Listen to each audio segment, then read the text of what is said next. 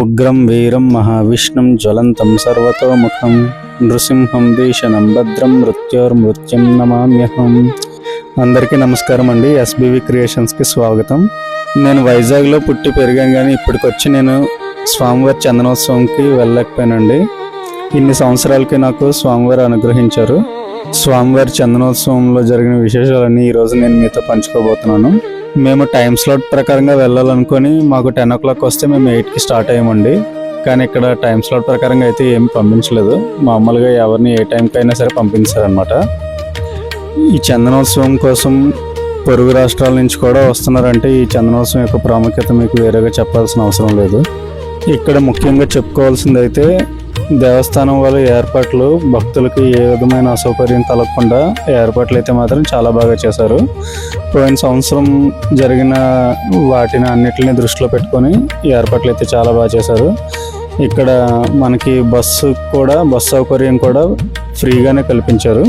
ఇక్కడ బస్సు ఎక్కేటప్పుడు కూడా లైన్లోనే నించోబెట్టి ఎక్కించారు. తోసుకోవడాలు అలాంటివి ఏం లేకుండా చేశారనమాట. వృద్ధులకి వాళ్ళకి బాగా ఇంపార్టెన్స్ ఇచ్చారు. చాలా చోట్ల అక్షయ తృతీయ అంటే బంగారం కొండం గురించి చూస్తారు, కానీ మా విశాఖపట్నంలో మాత్రం అక్షయ తృతీయ అంటే మాత్రం స్వామివారి చందనోత్సవం గురించి ఎదురు చూస్తూ ఉంటాము. అసలు చందనోత్సవం అనేది శ్రీ లక్ష్మీనరసింహస్వామి వారి ప్రత్యేక ఉత్సవం అన్నమాట. ఈరోజు స్వామివారి నిజ రూపాన్ని భక్తులకు దర్శనం ఇస్తూ ఉంటారు. సాధారణంగా సంవత్సరం అంతా స్వామివారి విగ్రహాన్ని చందనంతో కప్పి ఉంచుతారనమాట. ఈ ఒక్కరోజు మాత్రమే స్వామివారి నిజరూప దర్శనం ఇస్తూ ఉంటారు. పురాణాల ప్రకారం అయితే నరసింహస్వామి హిరణ్యకశిపుని సంహరించిన తర్వాత ఆయన ఉగ్రరూపంలో ఉన్నప్పుడు ఆ ఉగ్రరూపాన్ని తగ్గించడానికి చందనం పోత వేయడం చేశారని చెప్పేవారు. మామూలు రోజుల్లో అయితే మేము ఈ కొండకి మామూలుగా బండి మీద వచ్చేస్తామండి. కానీ ఈసారి బళ్ళు కానీ సొంత వాహనాలు ఏవి కొండపైకి అలా చేయలేదన్నమాట. ఓన్లీ దేవస్థానం వాళ్ళు వేసిన బస్సుల్లో మాత్రమే భక్తులను కొండపైకి పంపించారు.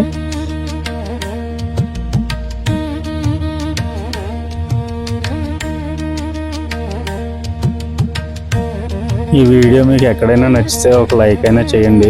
ఎందుకంటే చాలామంది వీడియోస్ అయితే చూస్తున్నారు కానీ లైక్ మాత్రం చేయట్లేదు. సో మీకు ఏం కుదిరితే ఒక లైక్ వేసుకోండి చాలు.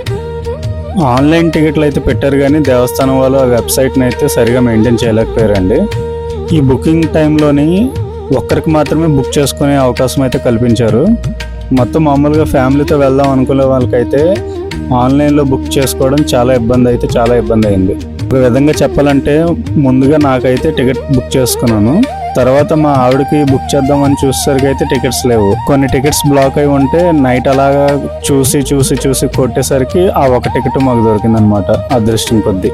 నేనైతే మొత్తం ఫ్యామిలీతో పాటు వెళ్దామని చెప్పి అనుకున్నాను, కానీ కుదరలేదు.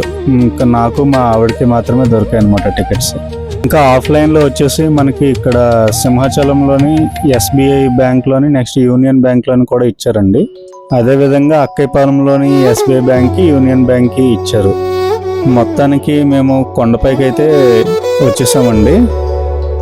న్యూస్లోని సోషల్ మీడియాలోని చూస్తున్నానండి, చాలామంది ఆడవాళ్ళు దేవస్థానం వాళ్ళని నిందిస్తున్నారు. అంటే ఇలా ఒక సెకండ్ కూడా చూడకుండా బయటికి నెట్టేశారు అన్నట్టుగా చెప్తున్నారు.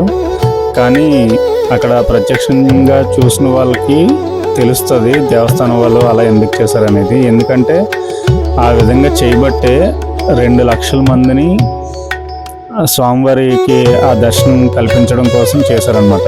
మామూలు స్వామివారిని చూడాలని అనుకుంటే చందనం కప్పేసిన తర్వాత మనం ఎప్పటిలాగానే వచ్చి చూసుకున్నా సరే ఆ దేవస్థానం వాళ్ళు అంతగా ఏం పట్టించుకోరు.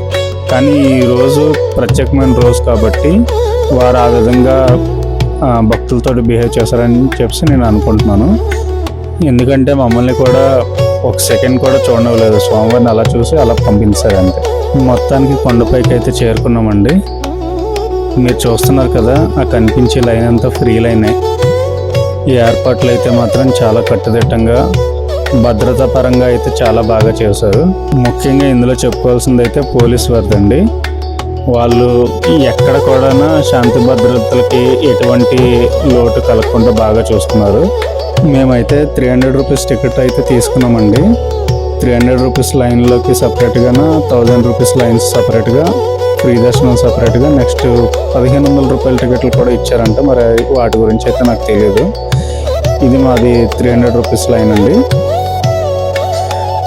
ముందుగా వెళ్ళినప్పుడు అయితే మాకు అక్కడ చెకింగ్ అయితే చేసుకున్నారు. వాళ్ళు స్కానింగ్ చేసి మమ్మల్ని ఇలా లోపలికి పంపించారు. సేమ్ ఇప్పుడు ఏదైతే మేము నడుస్తున్నామో అదే ప్లేస్ దగ్గర పోయిన సంవత్సరం అయితే ఒక దుర్ఘటన అయితే జరిగింది. స్వామివారికి అయితే అందరూ అదే మొక్కున్నారండి. ఎటువంటి దుర్ఘటనలు ఈ సంవత్సరం జరగకుండా చూస్తామని అందరూ భక్తులు మొక్కున్నారు. భక్తులకి ఈ ఎండ తగలకుండా ఇలా పైన ఆ చాపలు అవి వేసి చాలా బాగా నీట్గా చేశారు. మెయిన్గా భక్తులు అసలు డిహైడ్రేట్ అవ్వకుండా ఎక్కడికక్కడికి మంచినీళ్ళు, ప్యూరిఫైడ్ వాటర్ ఇచ్చారు. నెక్స్ట్ మజ్జిగలు కలిపేసి ఇచ్చారండి. చాలా అంటే బాగానే ఉన్నాయి సౌకర్యాలు అయితే మాత్రం చాలా బాగా చేశారు. పిల్లలకి, చిన్నపిల్లలకి పాలు కూడా ఇచ్చారు. నెక్స్ట్ అదేవిధంగా బిస్కెట్ ప్యాకెట్లు కూడా పంచారు. అది అదో మీకు కనిపిస్తుంది అయితే 1000 రూపీస్ లైన్ అండి అది. మాకు లైన్లో వెళ్ళేటప్పుడు అయితే ఒక స్వామివారిది మహామృత్యుంజయ మంత్రం కార్డు ఒకటి ఇచ్చారండి. ఇదే ఆ కార్డు. మేము లైన్ మాత్రం దారి పొడుగునా ఈ మంత్రం చదువుకుంటూనే మేమైతే వెళ్ళాము.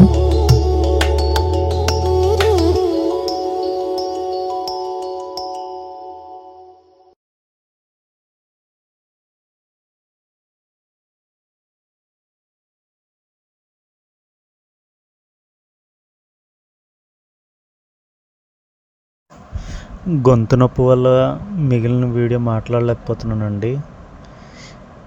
యాక్చువల్గా ఈ వీడియో మరుసటి రోజు అప్లోడ్ చేయాలి, కానీ గొంతు బాగా నొప్పి వస్తుంది, అందుకే ఇంకా మాట్లాడలేకపోతున్నాను. వీడియో అయితే చివరి వరకు నచ్చితే చూడండి. జై శ్రీమన్నారాయణ.